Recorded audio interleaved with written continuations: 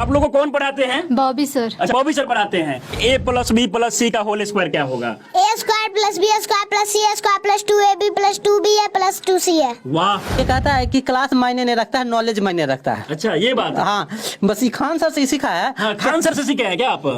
दोस्तों, अभी मैं बिहार के एक ऐसा गांव में हूं जहां तीसरी क्लास में पढ़ाई करने वाला बच्चा 10वीं क्लास तक के बच्चे को पढ़ाता है। इस बात को जानकर आपको आश्चर्य होगा, लेकिन पूरा वीडियो देखने के बाद आप भी हैरान रह जाएंगे। अभी हम राजधानी पटना के मसौरी में है। ये जो है चपौर गांव है। ये साधारण सा गांव है और साधारण से गांव के रहने वाला एक 8 साल का बच्चा इतने सारे बच्चे को पढ़ाता है। बाबू, नाम क्या हुआ आपका? बॉबीराज। बॉबीराज।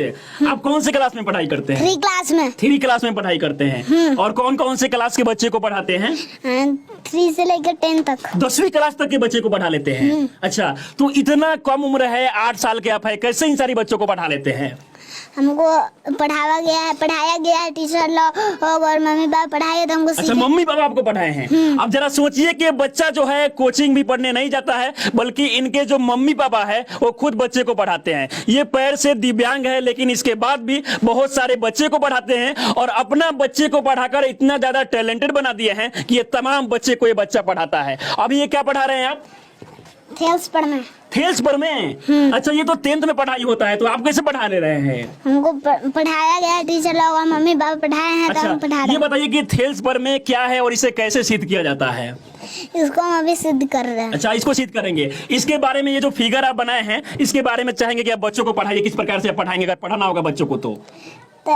कहते हैं यदि किसी त्रिभुज के एक भुजा के समांतर, हाँ। त्रिभुज कहता है, देखो त्रिभुज पार लिया और कहता है एक भुजा के समांतर, एक भुजा के समांतर एक रेखा खींच लिए और कहता है को भिन्न भिन्न बिंदुओं पर प्रतिच्छेद करने के लिए रेखा खींची जाए तो अन्य दो भुजाओं को एक ही अनुपात है। अनुपात में यानी कि हमको क्या सिद्ध करना है? AD बटे DB बराबर AE बटे EC। तो इसका विशेष प्रतिज्ञा में लिखेंगे। विशेष प्रतिज्ञा में माना कि ABC एक त्रिभुज है, हम माना कि ABC एक त्रिभुज है। और फिर BC के समांतर D रेखा खींचे हैं, तो लिखेंगे BC के समांतर D रेखा खींचा। तो हमें अभी बताएं कि हमें क्या सिद्ध करते हुए लिखेंगे। हमें सिद्ध करना है कि AD बटे DB बराबर AE बटे EC। वाह, फिर लिखेंगे रचना में, रचना करेंगे।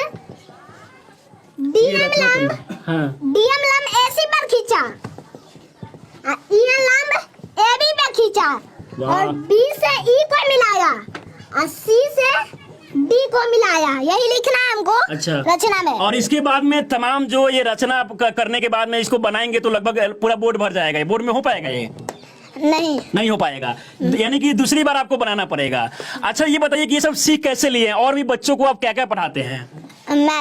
मैथ के अलावा और कुछ नहीं। अच्छा, जरा सोचिए कि इतना छोटा बच्चा है और इन तमाम बच्चों को पढ़ा रहा है। आप लोगों को कौन पढ़ाते हैं? Bobby sir. अच्छा, बॉबी सर पढ़ाते हैं। आपको कौन पढ़ाते हैं? Bobby sir. अच्छा, तो बॉबी सर कैसा पढ़ाते हैं आप लोगों को? बहुत बढ़िया पढ़ा। क्या क्या पढ़ा लेते हैं?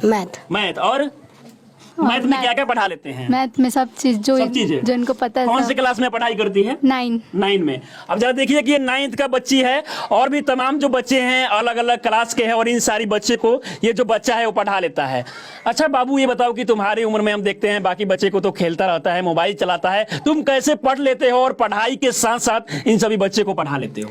हमको पढ़ाया गया है और हम पढ़ते हैं, तो स्कूल टाइम में हम वो पढ़ते हैं और मम्मी पापा फिर पढ़ाती है, तो हम ये सब सीखें तब ये सबको पढ़ाते हैं। अच्छा, इतना छोटा है, आप क्या सोचकर सोनू सूद के पास पटना में पहुंच गए थे?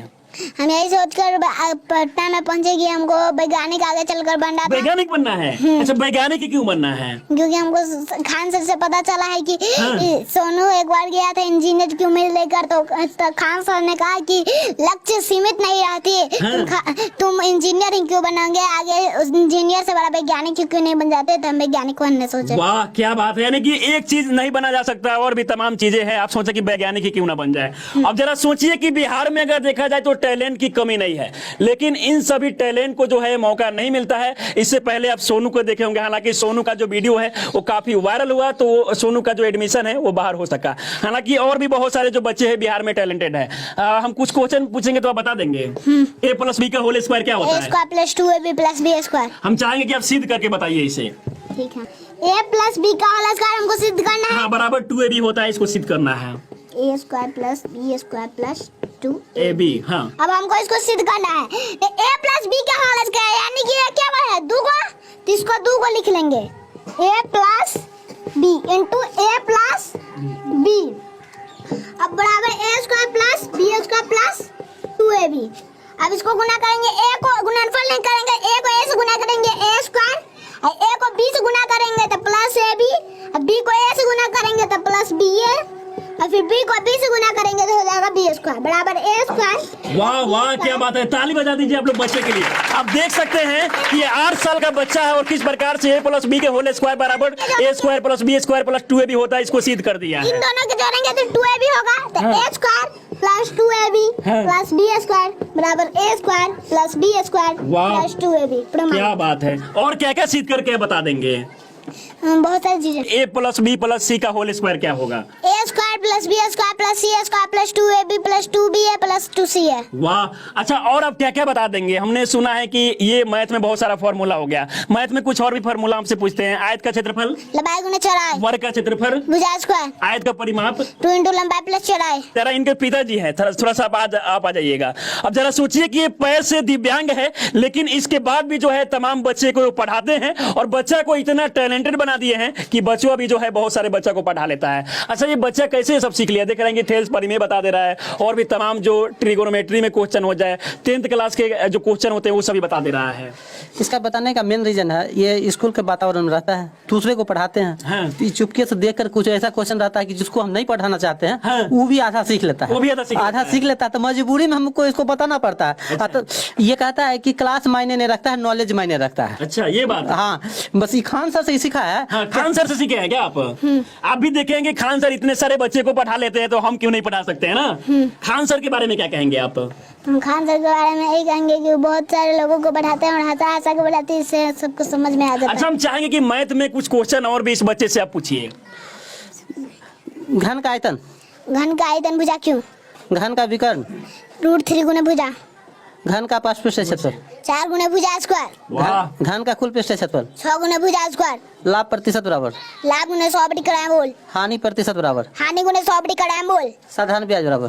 साधारण मूलधन गुना समय गुना 10 बटी 100। वाह। जरा सोचिए कि ये 8 साल का बच्चा है, हालांकि बहुत सारे सवालों का जवाब ये बच्चा देता है। अच्छा, हम आपसे क्वेश्चन बनवाना चाहेंगे तो क्वेश्चन आप बना देंगे? क्वेश्चन आप लिखिएगा, x square plus 7x plus 12, और इसका आप मान निकालिए क्या होगा।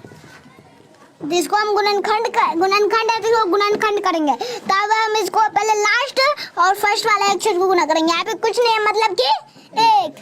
अब गुना करेंगे तो 12 और 1 को गुना करेंगे तो क्या होगा 12, तो 12। अब 12 का खंड करेंगे, 2 से 6 हो जाएगा, 2 से 3। अब हमको इसमें क्या पुराना है 7, 2 दूनी 4 और 3। अगर हम इन दो पहले अगर हम 2 इधर 2 रखे और 3 और 6, इन दोनों को जोड़ेंगे तो क्या होगा 8, और घटाएंगे तो क्या होगा 4, यानी कि हम ये नहीं ले सकते।